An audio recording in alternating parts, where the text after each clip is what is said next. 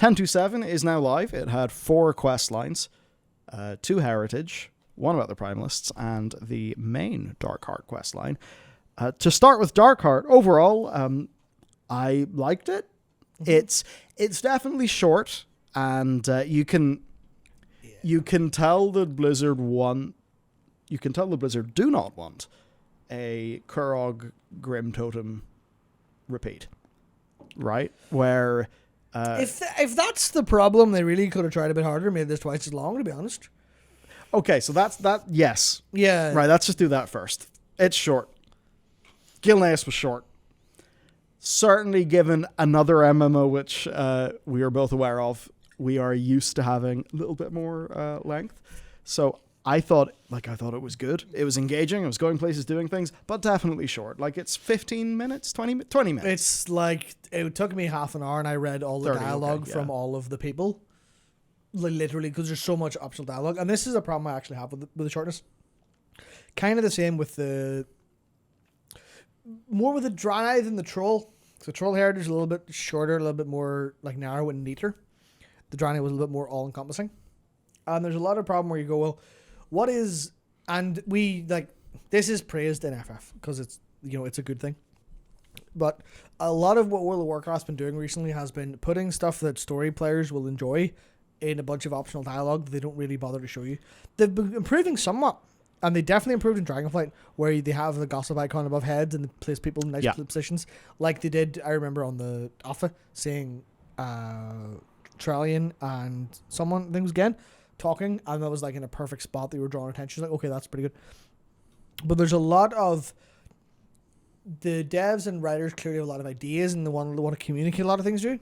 But the amount of time they're allowed to communicate directly to you is very, very short, because that's done through major quests and that stuff's all voiced. They really struggle with the amount of reading you can do in Darkheart. That makes it a way better experience. Is right-clicking every Void Elf in the zone. And you can't really get away with that because that's RPG nature of things. You have NPCs, you have them saying things. But it does feel like there's a little bit too much been put in there. That probably should be shown to you. And this may be the case of, like, is that a content problem in terms of amount of content? Is it a format of content problem?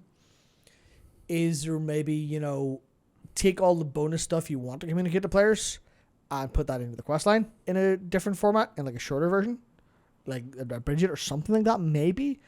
I don't know. I can see it's a little tricky. Because I saw the callbacks like, oh, it's Natalie Celine, oh, it's Zando. Yeah. To most people, they're like, fucking who? What? Yeah, and that's... They don't notice any of that. Yeah, and that's the case where, like, if you spend a bit... And obviously this comes... Like, there's a point where you could easily counter everything I'm saying with, production, more content, takes more time. But it would have been so much stronger if they had a moment where those 3 wielders, instead of being rare mobs in Teloga's Rift, or not even rare, just mobs that are there.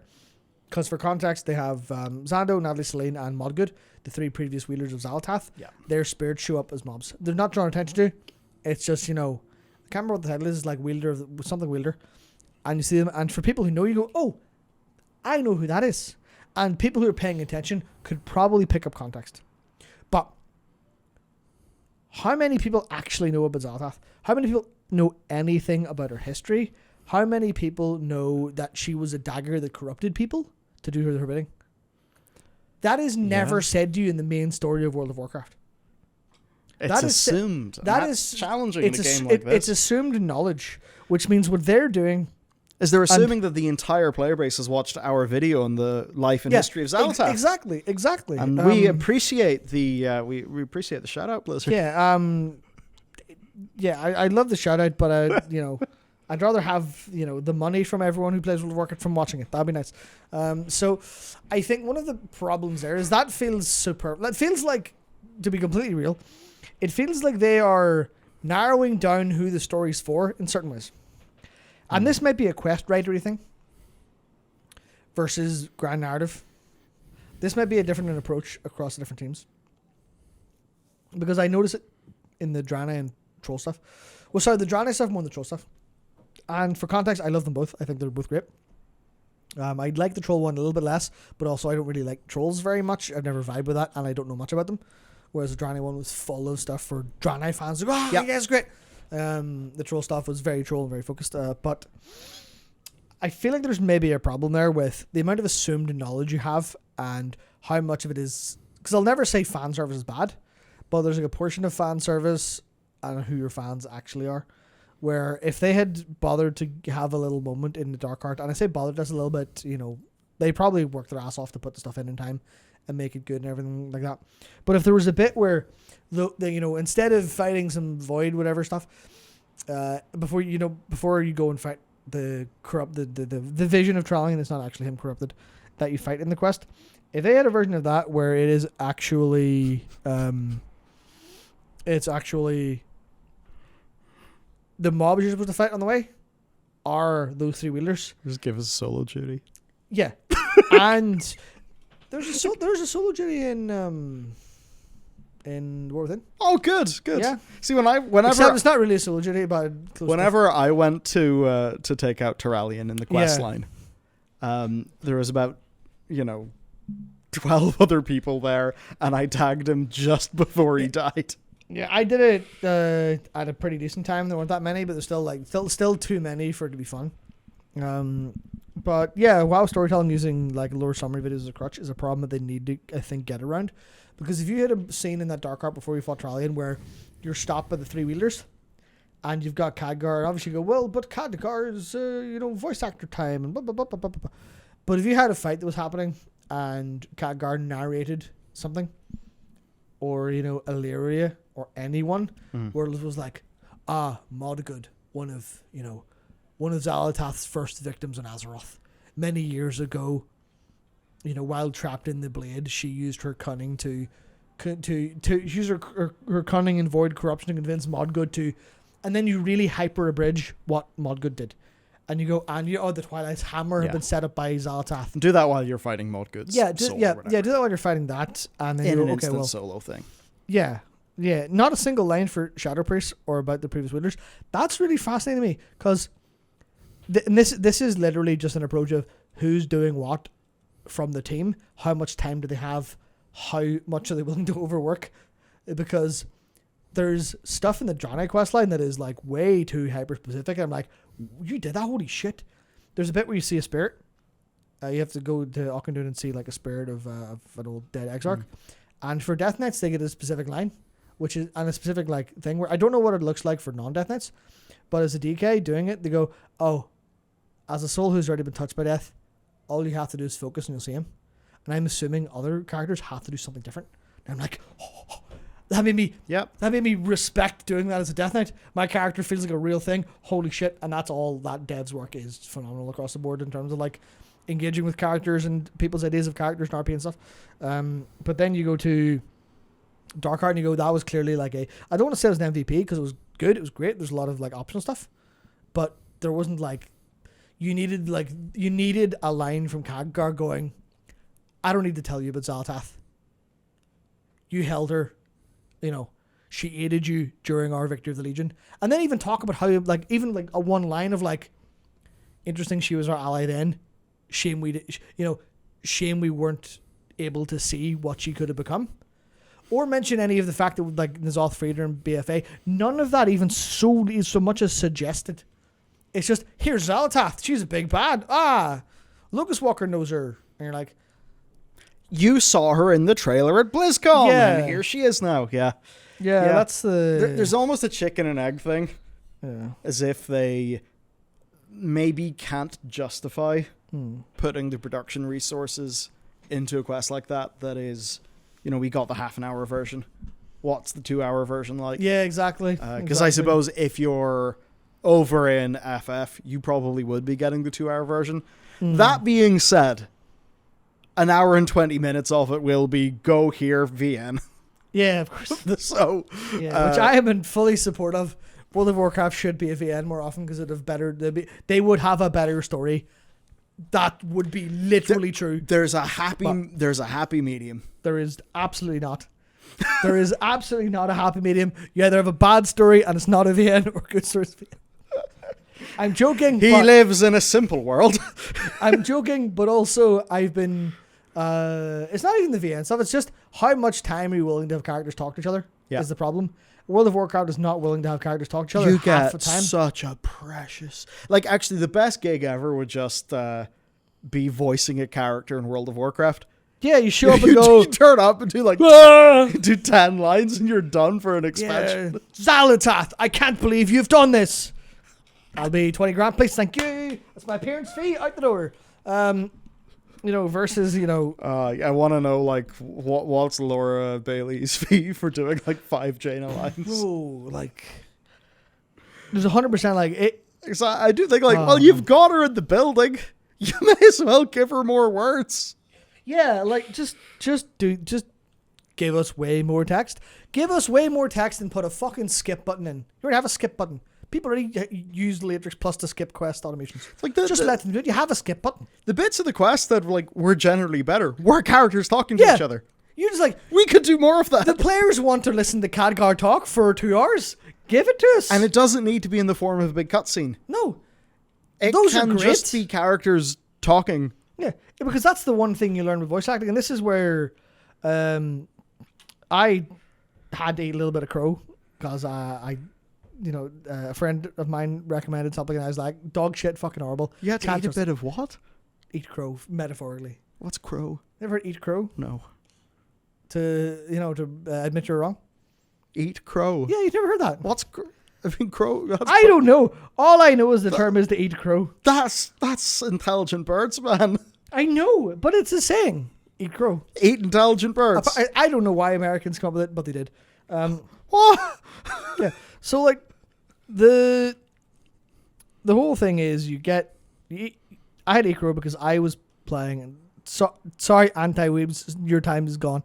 I was playing Honkai Impact 3rd because my friend said it was good story. We were talking about the Blue Arctic story, Yes. which he skipped because he's a fucking idiot. And he was saying one of the reasons he like skipped it is he doesn't like a lot of reading. If something is voice acted, he will enjoy it a lot. But he doesn't like just reading for ages on end. I was like, low IQ, Words are for nerds. Yeah, I was like, low IQ, literally get out of my apartment. I don't want you anymore. Fuck off. Not quite, but and he's like, a Honkai Impact 3rd story is voice acting good. And I was playing that, and I was like, okay, you're right. This story is dog shit, but it's voice acted, and it's better result.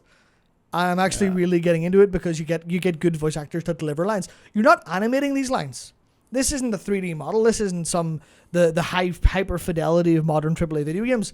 This is a fucking PNG and some voice. And it did so much for me to be like, oh shit, actually, hang on. I'm actually super into the whole deal with these Hershers of the Void and the Caslanas and all this weird impact shit. It's a weird ass story. But I got way more into it than I thought. And a huge amount of it was due to the voice acting. And it was just no heavy lifting, just the writers wrote some fucking text and said, hello, we have you for this much time and you're not cheap because you're like a expensive voice actor, but just deliver all these lines. Just talk all day long into a fucking microphone and then people will be happy. And that's right. I've recently experienced that. I was like, fuck. It's called voice acting. Yeah, the acting It's bit. not. Yeah. Turns out, I'm not one of these people who likes audiobooks. I can't really focus on voices quite as much as I can just reading. Radio plays the place to go. Yeah, probably, yeah. But the whole point of voice acting is that the voice does the fucking acting. And then you don't need to have all the other shit. That's So you your just- quote. yeah. Voice acting, the voice does the acting. Incredible analysis. But it's Perfect. It's easy to forget, right? Yeah. Because some people call it voiceover stuff. No, it's not voiceover. Voiceover is when you're reading a dog shit script over fucking radio ad. Voice acting is when you're playing a character. Voice acting is when Khadgar's sitting there going something, whatever the fuck he said during it. I can't remember. I'm old and I've lost my social skills. Yeah. How are you? Or when Illyria? Illyria is being sad. I Yeah. appreciate that we get to see Illyria being sad with a more detailed frown now. That's great. But we don't need to see her frown to hear that she's fucking sad. So they could just have these fuckers talk to us all day long, deliver 4 times the story, And all they'd have to do is pay their voice actors a bit more and give us more time. And just give fucking no story losers a big escape button. A big, are you too fucking much of a zoomer to listen to this? Skip. But the thing is, it's chicken and egg. If they've invest more in this kind of thing, Yeah. and they do it right, they'll have a higher level of participation in their story, which then means they can justify doing more of that. But that's the thing where there's so much investment into the visual side of things that's like it's good. But I think they're dancing around the problem of what they're doing is making their story harder to fucking make with all this investment. They're making it better, but making it harder to make. Whereas you look at what like basically, so much. Let's just go full East versus West video games here, right? Okay. Of course. Of course. We always end up here. I wonder why. I wonder if there's some reason for that. Hello, Xbox. Fucking losers. So you just literally go, who's winning the culture war? Not that culture war. The actual culture war of East versus West. The fact that, anime won. And now everyone, you walk around, you see people wearing Genshin shit. You see people wearing...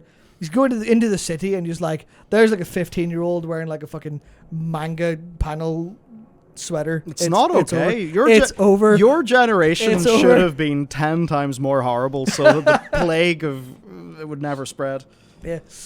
Should have kept harder. But the point is I'm actually trying to get to is that so much of like what makes like gacha stuff really good in terms of like story stuff, and that's why a lot of people are getting into them. People are super into Genshin Story. People are super into all this stuff, and that's all lower budget, but more.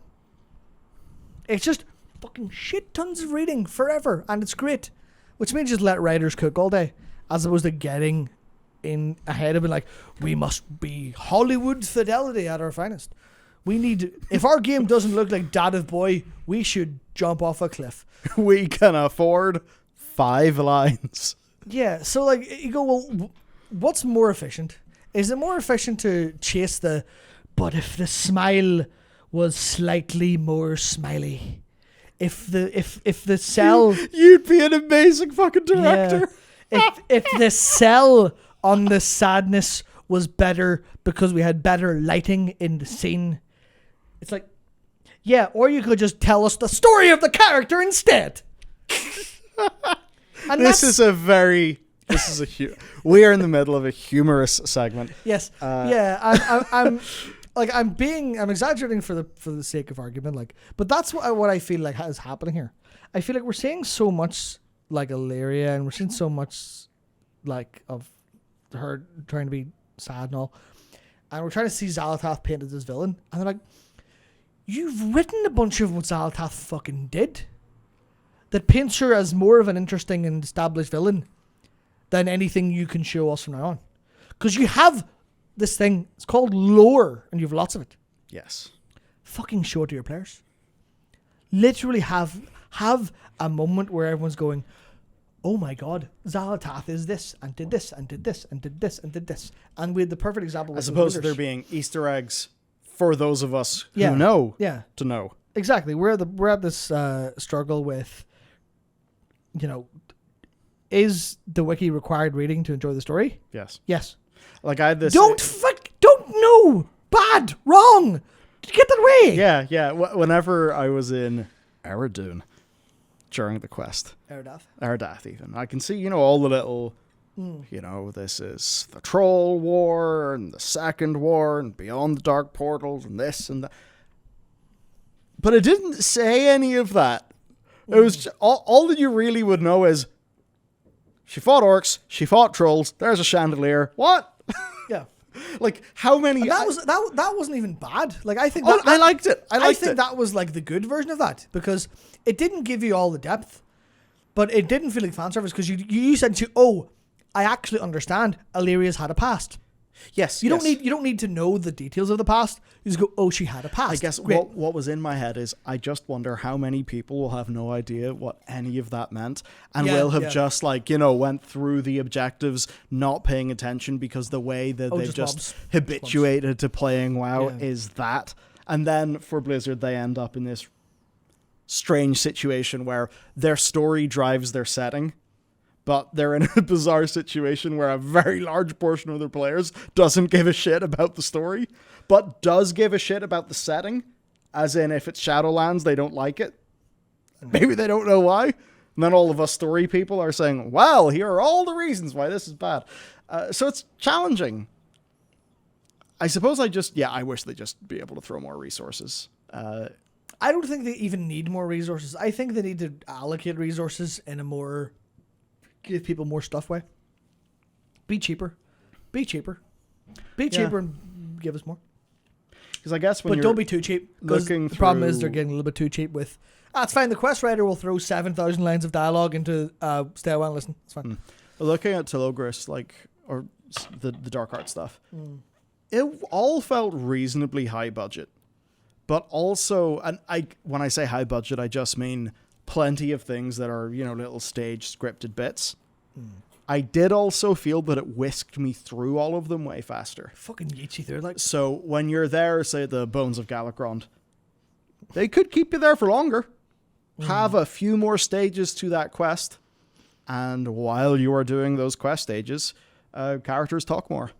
Like Illyria's beside you, so there's one quest, you're clicking the little things and then you go away. But what if there's maybe a few more stages to that quest, just more of an opportunity for her to talk about Galakrond? And yeah, similar for all of it, basically. I would like to see them, honestly, stretch it out a little bit more. Because normally you don't say that about a game.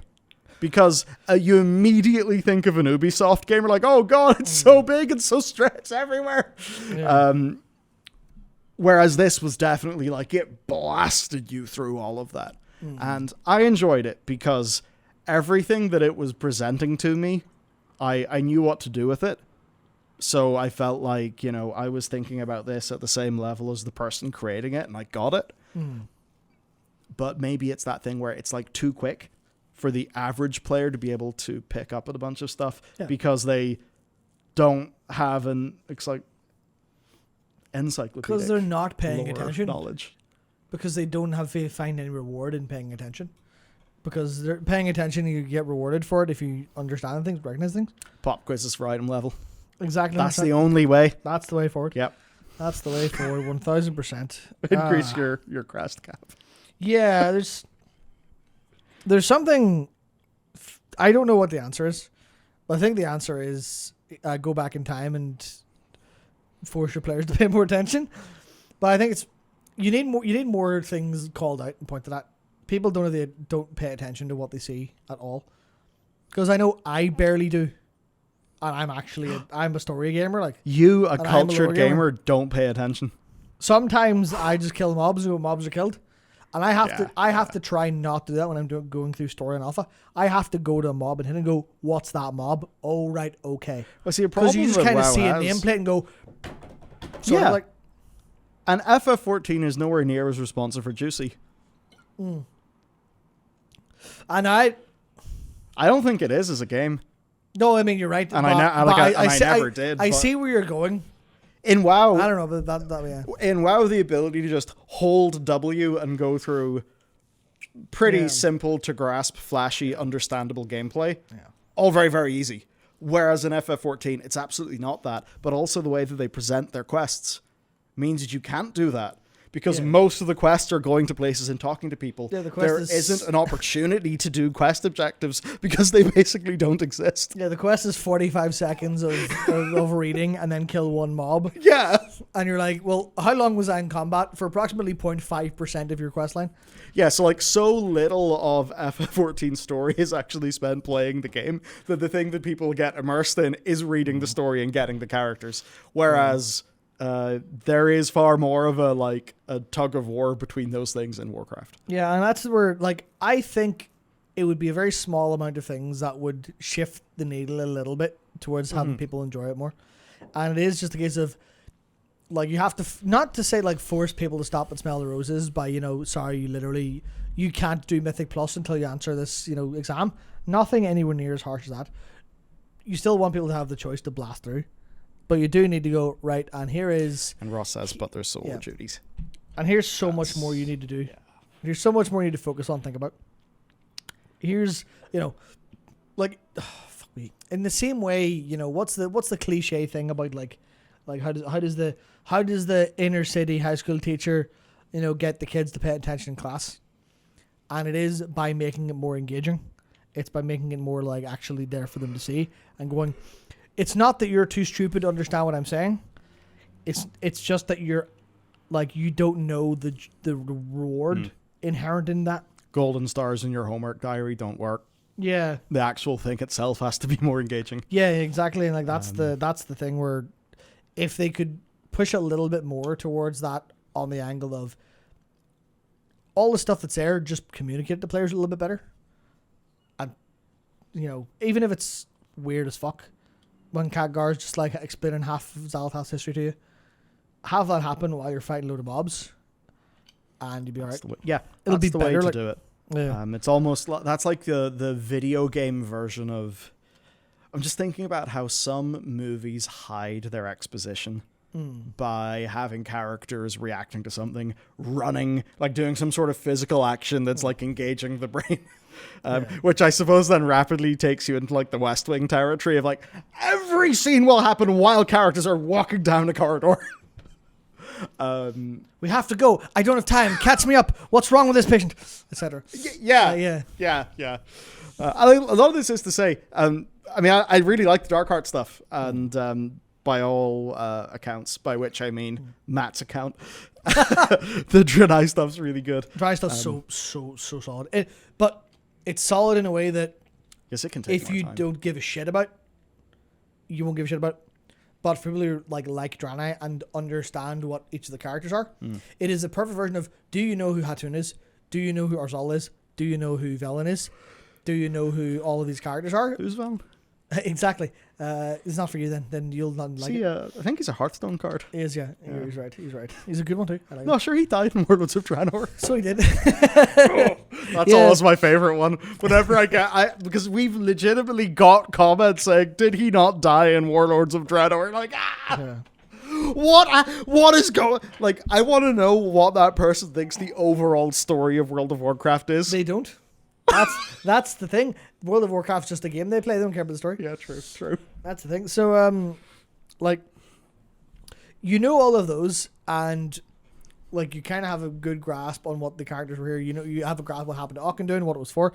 If you understand all of those, the Draenei Heritage Quest is amazing because it meets you at that level of you're a Draenei. You're a Draenei who's been through and seen all the stuff. You know it all. So we'll start from there, and we'll be able to pull like there's a character from the past. You interact with their soul, and they talk a little bit about like what happened to them, and you understand all of that's happened to them because that's what this is for, and that's really fucking satisfying. I love it to pieces. It is some of the best stuff that's actually in World of Warcraft from like an emotional satisfaction level of I've engaged with the story so much. It has the I would never suggest doing that for an MSQ or anything, because that's where like as an example in FF, Endwalker did a lot of that and it worked because people had all of that history with them. It'd be a struggle to do that with any MSQ in WoW at all. And maybe that's why they just thinking about the Dark Heart thing, I could see the designers thinking about a lot of the stuff that we're talking about right now. Yeah. Like when you talk to the Riftwalker characters and they have a quick bark of like what's going on. That's all great. The many little, not many, but like there's a few stay a while in it, or optional bits of dialogue. I suppose their thought maybe at this stage is to overall keep the thing, I suppose, short and sweet so that a high number of people do complete it, but then to just continually pepper it with little convenient ways to be more engaged. Like you can go and talk to Locust Walker before the quest properly kicks off, and he'll give you like a little sermon about he'll actually basically how to go hard into the void. One of his dialogues is actually one of his dialogue things is actually set to the wrong trigger, and he will say what he's supposed to say at the end of the quest if you talked to him before. Oh, so that's what I did. So he technically spoiled to me that the Harbinger was Xal'atath and all. Oh, okay, no, he didn't say that. Because it's the way, it's like the thing he says at the end of the quest is like, oh, this takes place after this. He actually says that a little bit early. So, there's, like, I get what you're saying, and I think that's a net positive, right? A net positive. I would rather have what we have now than what we had at the start of Shadowlands and in the BFA. I'd rather have it. It's way better. It's way better. But I'm trying to think about it from the aspect of how do we get it even better? How do we keep going? Which is the problem of if you're constantly seeking improvement, you're never satisfied with what is, which is it's a horrible thing for, people who do that never recognize their work. If you are in a creative field, that's the cross you carry. Else you end up making Zack Snyder content. Yeah, like there is a balance where you have to look and go, well, have we improved this? Yes, okay, we can take solace in that and then take another step. It's not get so caught up in the fact that you have to take another step that you lose sight of taking these steps. That's the thing I'm trying to get across, because I don't want it to be like not good enough, try harder, fuckos. I'm not trying to come across from that whatsoever. It's more like the general the perspective of how would you get more people to understand all these things? Where are the places I see that I could still see more players loving the story if they did it? Yeah. And so much of it is in that tell us who Modgood was, tell us who Azando was, tell us who Natalie Celine was. Tell us those, and people will go, oh, Xal'atath is fucking scary. She set up all this. Oh, like half of the Void stuff on Azeroth was actually a part of Xal'atath's like backup plan, or a part of her series of plans that got her everywhere. That's really interesting. Yeah, like it's Xal'atath's fault the Nerubians exist in the first place. Yeah, it's like the Skardan. The Skardan you meet down in, in the Ringing Deeps. They were originally her creation back in Azeroth, or back, ages ago. The quest doesn't really give you that. I know that because Jared told me. Not because he told me, because I didn't know. So he told me. I said, oh, yeah, that makes sense, because she's back at it again. Okay, cool. Interesting.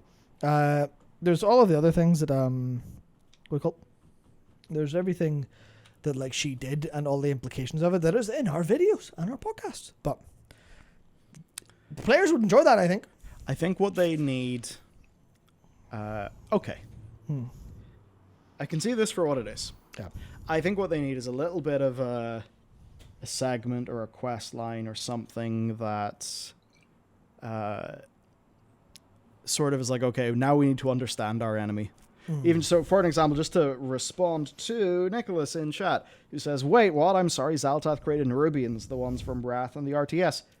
Yes, asterisk no. So she was wielded by this troll called Zando, and she kind of manipulated him into waking up a big Cathraxi general, and that woke up a whole load of Akir, and then that led to a massive war between the trolls and the Akir. The trolls won. The Akir basically scuttled away, and the ones that scuttled up north evolved into Nerubians. So Nerubians existing as a different species from like the other Akir, like the ones you see in Anchorage, that is Xal'atath's doing. I mean, who knows if it's just a happy accident, but, she is causally... she did start that war by manipulating a dude into waking up a big old god general. So definitely they should do some sort of like, we need to go and understand our enemy, which... And you don't like that. There's a character who'd be perfect for doing that, but they maybe can't do that because he's... he does appear to be gone / busy after the start of the War Within. Yeah. That's kind of challenging. I guess to answer your point, though, I think that they're trying to make this be as low friction as they can, and making all of the stuff that we've talked about in the campaign as like easy to follow. And, it's just an adventure with your little squad. I think they're probably doing that to just increase the average level of buy-in and understanding to the lore. Because I mean, even just talking to Holly, one of the impressions that I got was that they're quite aware that the kind of scattered nature of Dragonflight made it hard for people to really follow or to know what was going on. So, I think right now they are playing for participation and awareness with satisfying further reading. I just very much hope that they become more comfortable with just a little bit more depth over time. But you could certainly say that if they went...